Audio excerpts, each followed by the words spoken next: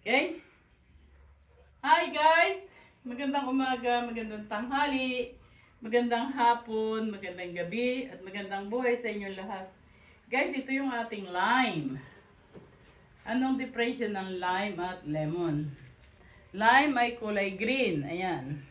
Bonsai na ito guys. Mga 5 years na to. Tingnan nyo, may upuan na dito si Kulasa. Ayan. Ang ganda oh. Kulay green, lime. Sa amin sa Pulilio ay dayap. Ay, namamatay yung aking roses ah. Baby roses. Ayan. Tapos sa ibaba niya may ginger pa guys oh. Ito naman yung ating lemon. Guys oh. Hindi pa siya hinog. Ito yung mga yellow. Ayun, meron pa rin siya dun sa taas na green. Dito hinog na siya, hinog na siya. Ito hinog na rin. Kuha niya natin itong isang ito guys. Ang sarap-sarap guys.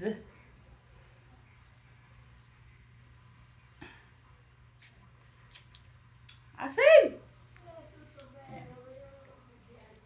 Ang lemon, hindi ko alam kung anong sa atin sa Pilipinas. Lemon din. Pero yun, ang tawag natin sa Pulilio ay dayap.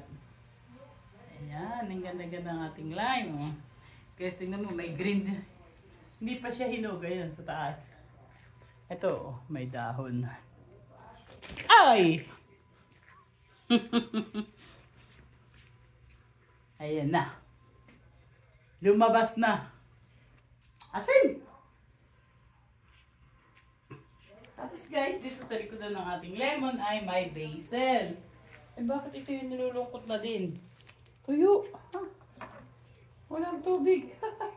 Maghapon na oh. Ito nabuhay na uli. Kulang sa tubig. Grabe. Lakas sa tubig. Parang diabetic. Ayan. Guys, mayroon tayong camera woman for the day. So, itong ating lemon. Ang sekreto natin, guys, ay yung mga eggshell. Ayan, oh. Hindi natin siya tinatapon natin, nilalagay natin dito. Tapos yung mga vegetable, nilalagay natin dyan. Alam mo, guys, oh, meron tayong ginger, tapos may Swiss chard. Okay. Yan ang sekreto ng lula sa loob ng bahay. Pero wala na yung ating sikreto na figs. Wala nang bunga. Ito na lang lemon. Lemon. At lime.